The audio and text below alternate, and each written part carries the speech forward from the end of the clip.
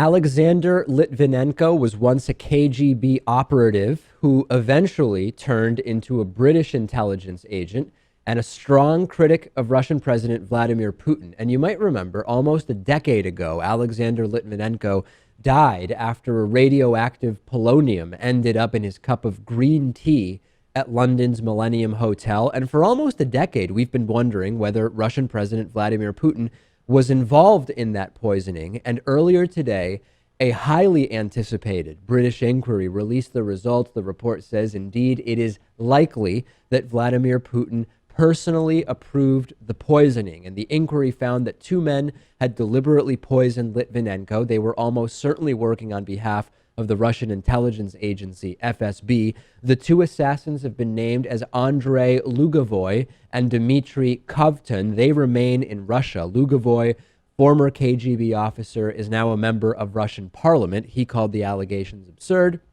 Kovtun is now a businessman. He did not respond to requests for comment, saying he needs to learn more about it. One detail that we have is that what might have put Vladimir Putin over the edge in ordering this poisoning is the allegation made against Vladimir Putin by Litvinenko that Putin used his position as head of the Russian intelligence service to destroy video evidence of himself having sex with underage boys. So what's the impact of all this, Lewis? If true, certainly tensions are going to increase between the UK and Russia. There will be more of a focus on other suspicious deaths among Vladimir Putin's enemies, something we've suspected for a long time.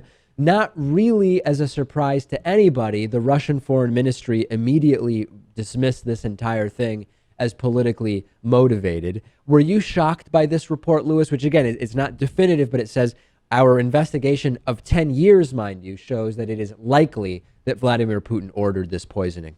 This didn't really come as a shock to me. I mean, at the same time, I think that I wouldn't be surprised if Putin was not involved in the minutiae of these types of things as well. I don't think very highly of Putin. And Right. So that's why this doesn't come as a shock to me. What is polonium anyway? Polonium-210 is a radioactive and very, very toxic material. And to be used as a poison, it actually has to come in contact with the body's interior, inner tissues. So it has to be ingested. But it is so toxic, Lewis, that a microgram of polonium-210 is enough to kill a human. A microgram of polonium-210 is the size of a speck of dust, and it also kills very slowly. You may remember that 3 weeks was the amount of time that Litvinenko was sick before he ultimately died. This is, as far as I was able to research, the only recorded example of polonium poisoning anywhere in the world, although some people have died sort of inadvertently by working with it, but a sort of attack of polonium, weaponized polonium, so to speak, the only incident. Yeah, weaponized. And that's how you know this came somewhere from the top, because this is not something that people have access to. People like you and I have access to. And Right. I believe it has to be refined in a very specific way. I think it's kind of a big process to get this tiny amount that is so lethal. And so, this is like something out of a movie.